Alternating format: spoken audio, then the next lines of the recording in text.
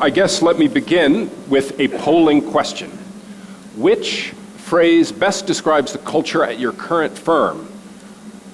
Who's winning here? Do we have it here? Our company culture is a bit stagnant, and I'm concerned it's holding us back. People are becoming more optimistic as time goes on. Our company culture is great and likely a competitive advantage. That's great to see. Yeah, somebody realized their boss was here and started changing their vote. That's great. Okay, so we've had two great. Optimism is winning out, which is good. We had two great quotes so far today. Nigel Freud from Sampo said earlier today, the biggest legacy system in the industry is not IT, it's people. Yes. It's getting people to change. I thought that was good. And Greg Hendrick of Axis said, culture is what is in the air that tells you what to do.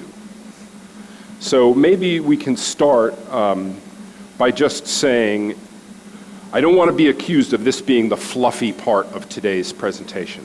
So if you could each just talk a little bit about what you do and why culture matters in a concrete way in your business. And Wendy, do you want to start with that? Sure, I'd love to. And actually, I love that segue that it isn't the fluffy part of what you do. So actually, we use a phrase at Hamilton, we've elevated what's often called a soft aspect of running a business to a hard business tactic.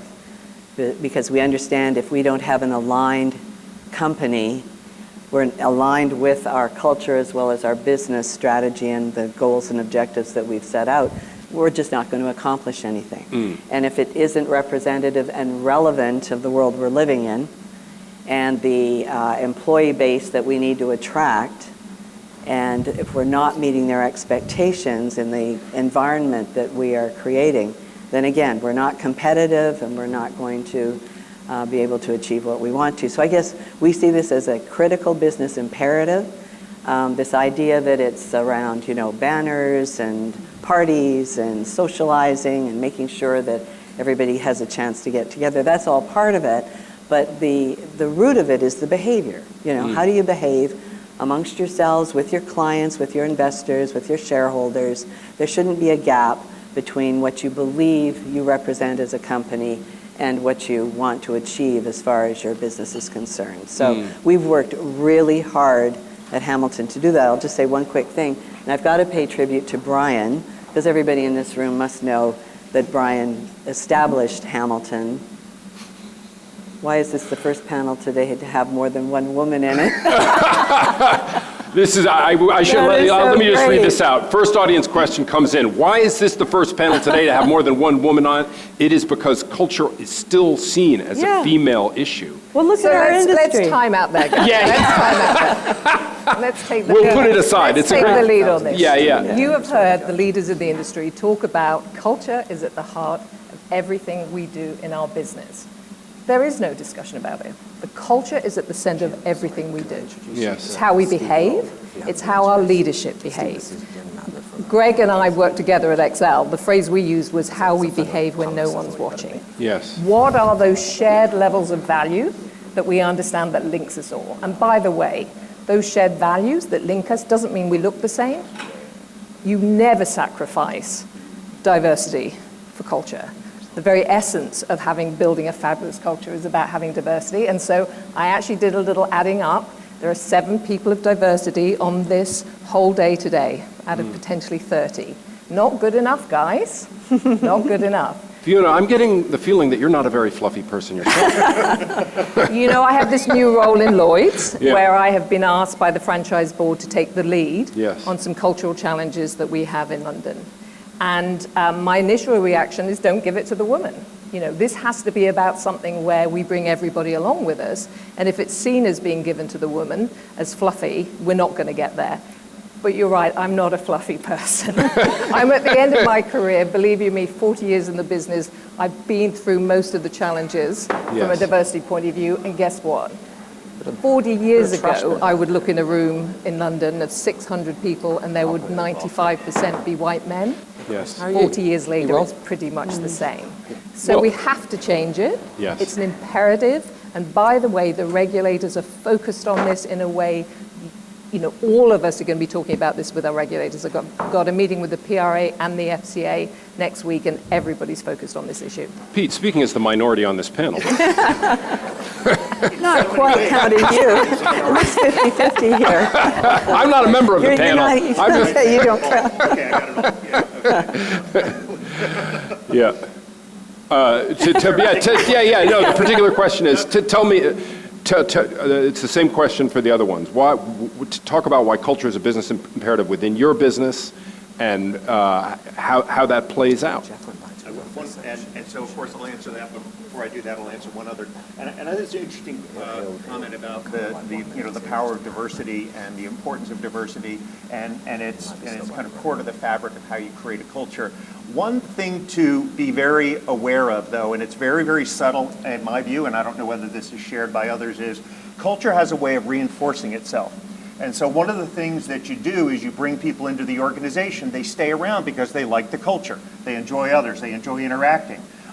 Those that actually aren't as comfortable in the culture tend to leave. And it kind of self-reinforces itself. And that's very powerful on one hand. On the other side, it's one, as dangerous. A manager, you need to be highly, highly aware of and very sensitive to, especially in a world that's changing rapidly, where you encourage diversity of thought. And if your organization is unconsciously pushing out people that don't have a kind of a common view, that's one that I think as managers you need to kind of be sensitive to and be looking out across your organization. So I don't know whether that resonates. No, that's a really good point. I mean, we all, diversity and inclusion, everyone says, well, of course. Of course. It's a no-brainer. It is the right thing to do. But anyone who's actually been involved in establishing a truly diverse and inclusive culture where people feel, yes, I am welcomed for who I am, my differences, those that are visible and those that are invisible. And most diversity issues and aspects are invisible, not visible.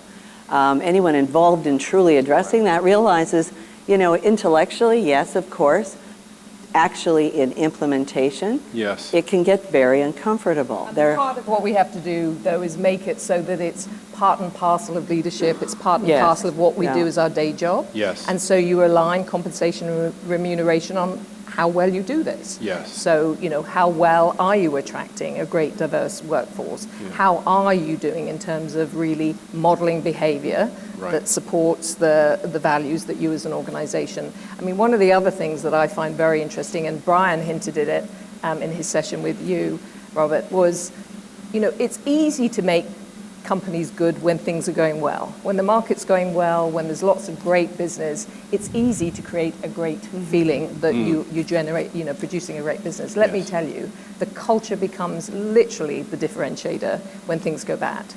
Because when things go bad, you have to look around the room and say, who have I got shoulder to shoulder with me as we work through all these issues?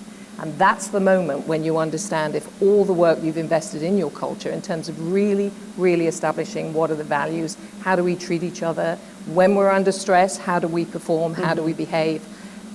It is such a key part of keeping a company going when there are challenges. Wendy, I'd like to ask you a sensitive question, if you don't mind. Is there a Bermuda insurance culture?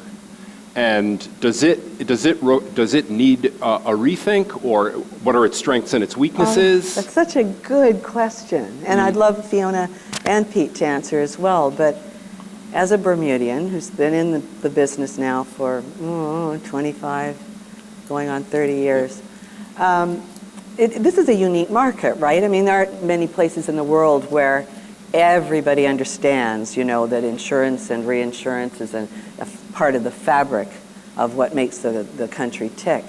But it's no secret that we have some real issues in attracting a representation of our community to this industry.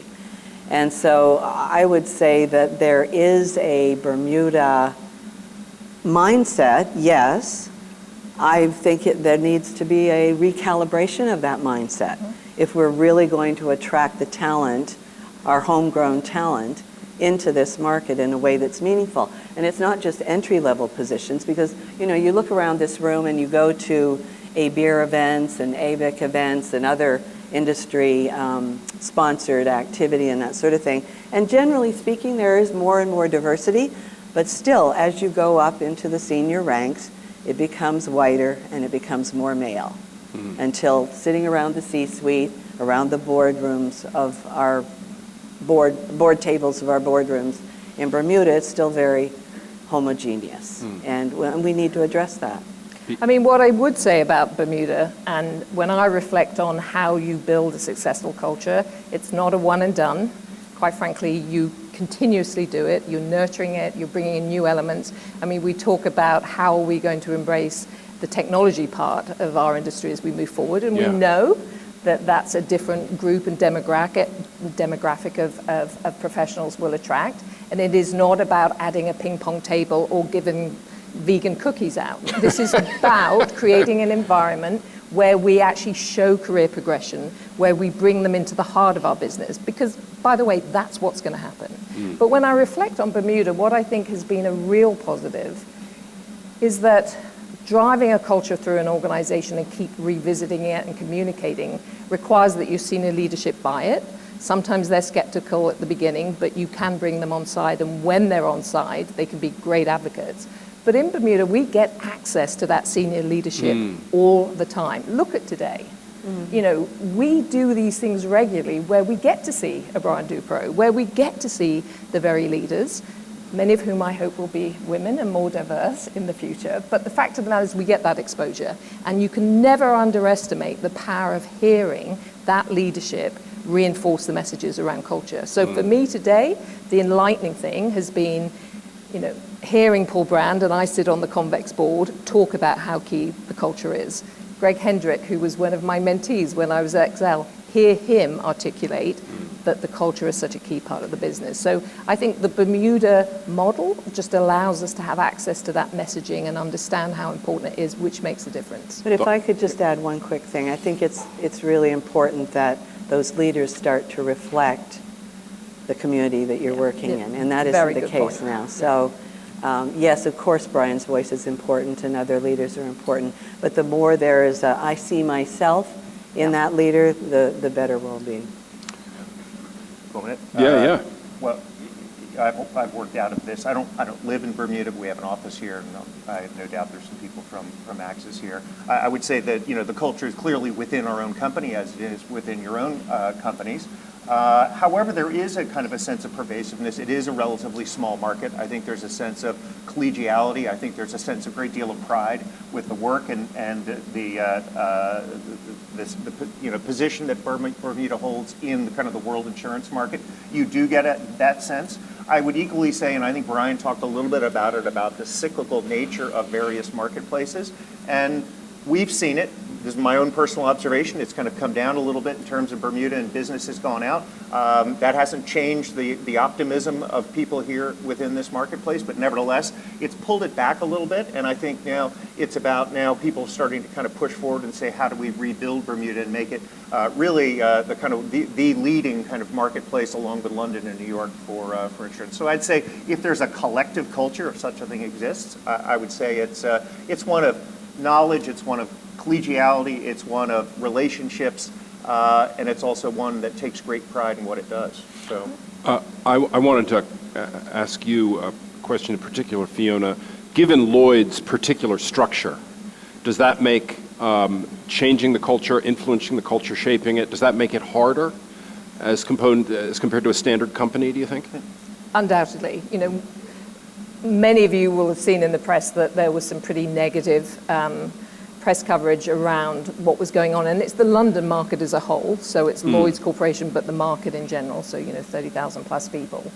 And I think that Lloyds has got a role to play in terms of leadership, in terms of changing that culture, and you have seen us do that. So we saw this very negative press. We immediately set up a hotline for the whole of the market to say, if you're seeing things that are the sort of level of concern that was being reported, this is there for you. We also said, operating in the Lloyds environment is a privilege, and we have the keys to the door, and we will decide if your behavior is the appropriate behavior to be part of Lloyds.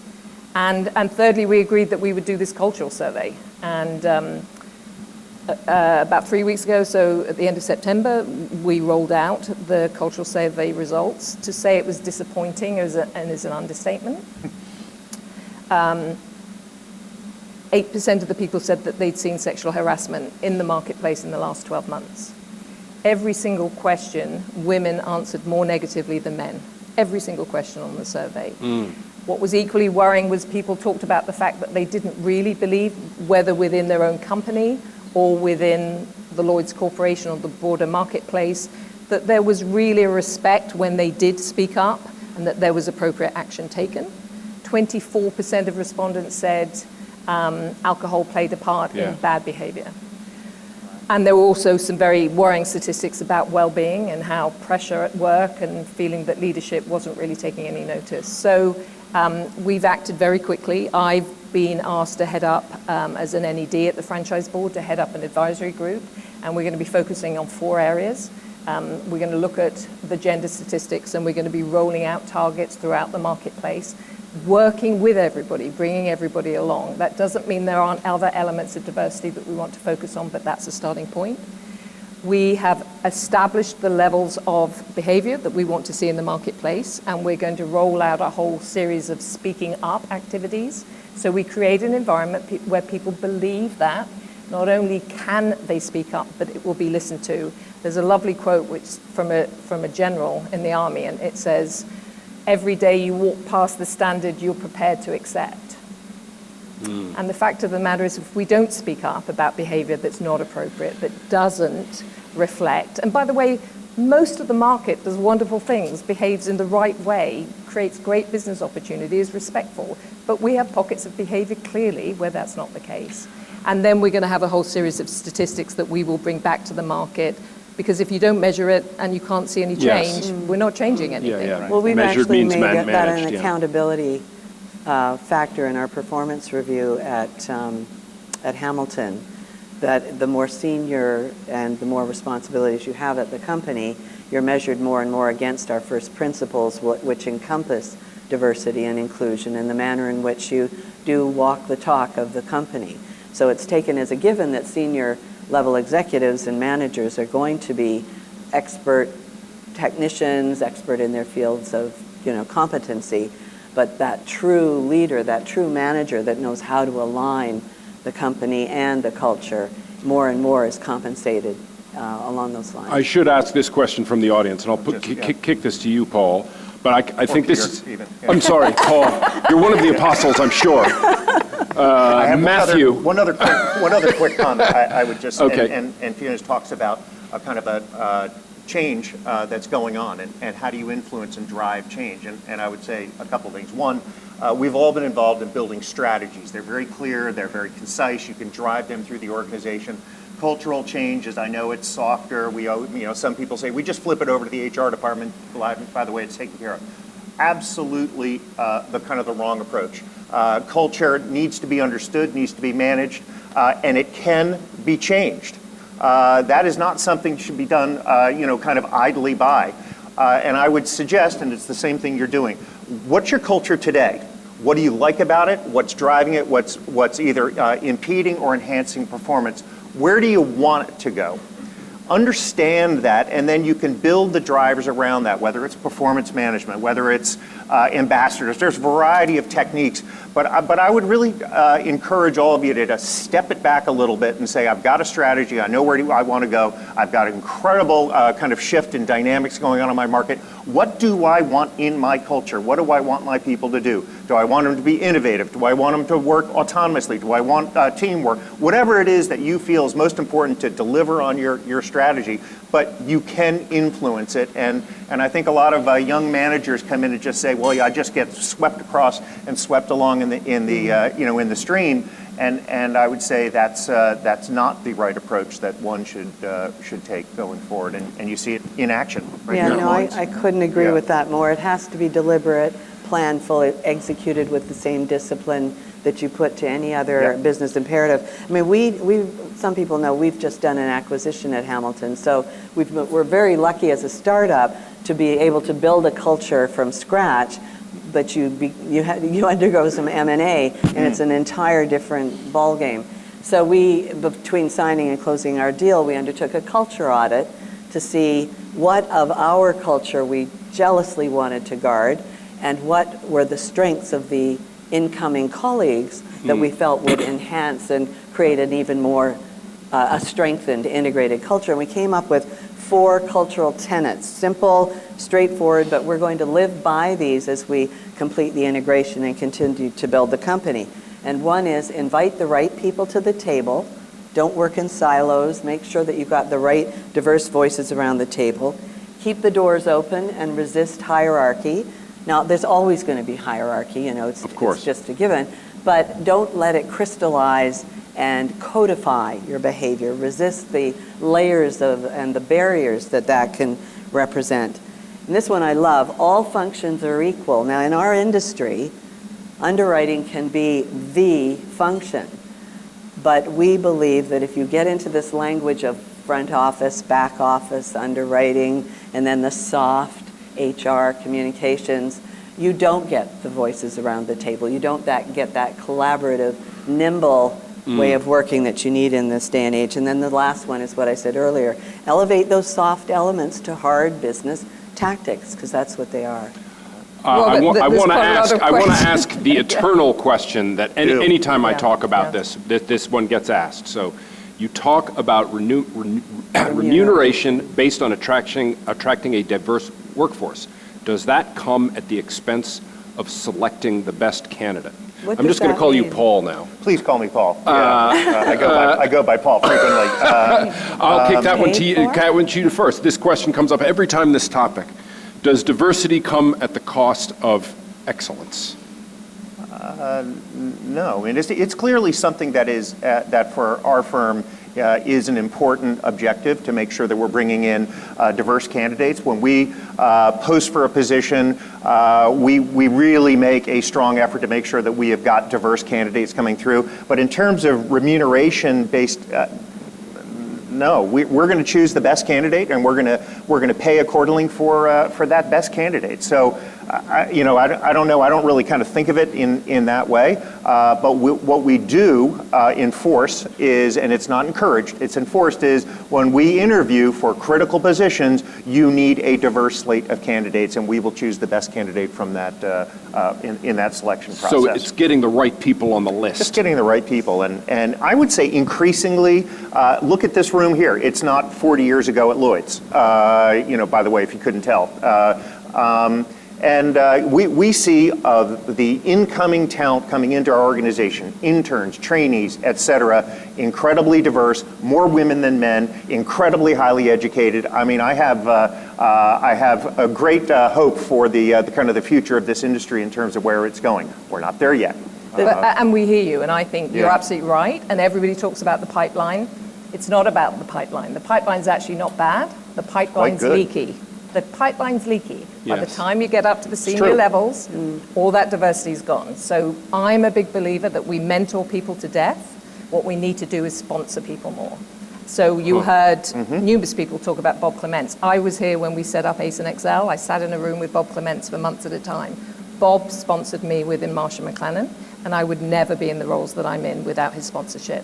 So I think one of the things that we have to do is understand this model is not going to change. It is not about the pipeline, and the pipeline is leaky. What we have to do is sponsorship where people who are different are in positions of real power and ability to shape strategy, who look different from you guys and who look different from us. And I just want to add a question which I think is so important. Where does the pipeline leak?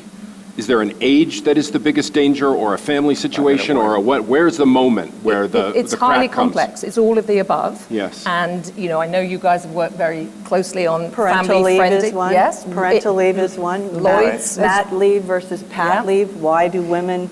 Why is the balance struck on women having 3 months and men 5 days, 10 days? Or any partnership, but this idea of a leaky pipeline, yes, I completely agree with you, but I challenge all of us on the recruitment policies and practices that we have.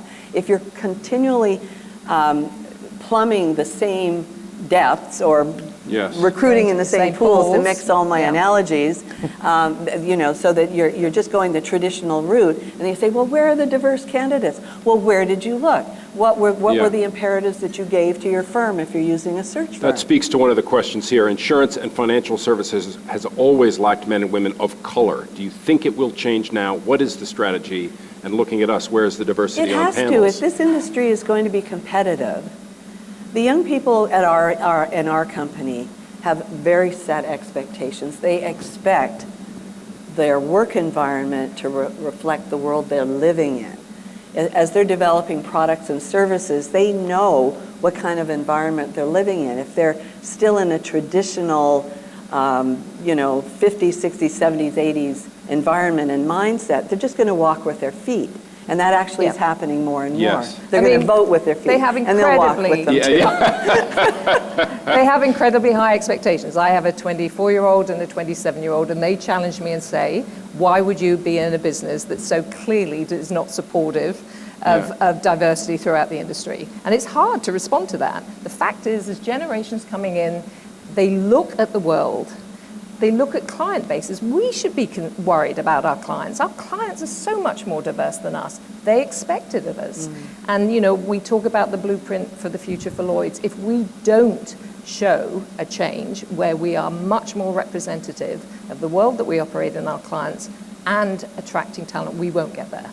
And I believe we can, but we've really got to focus on this change now. And I think the momentum's there. I think there's all sorts of things coming together. But it's going to take everybody to really recognize that this is what is required. Yeah, you've got to take we got a 30-second warning now. We've got to, you need to be proactive in this, and just kind of a quick story. And for those of you who are headhunters, please don't throw your coffee at me. One of the most senior managers in my group is African American. When he goes out to headhunters and asks for a set of candidates, they bring him back African American candidates. That's fantastic, but they say, he will tell you, they bring him those candidates because they assume that that's what he wants to hire. There's a systemic issue there that I would just That's an amazing story. It's a terrible story. And so I would encourage you all to really drive it, be very sensitive to this issue, and understand the kind of systemic nature that there are some of these unconscious biases out there that people have and are driving that through, and you can change it. Wendy Davis Johnson, Fiona Luck, and Pete, possibly Paul Johnson. Yeah. Wilson. Wilson.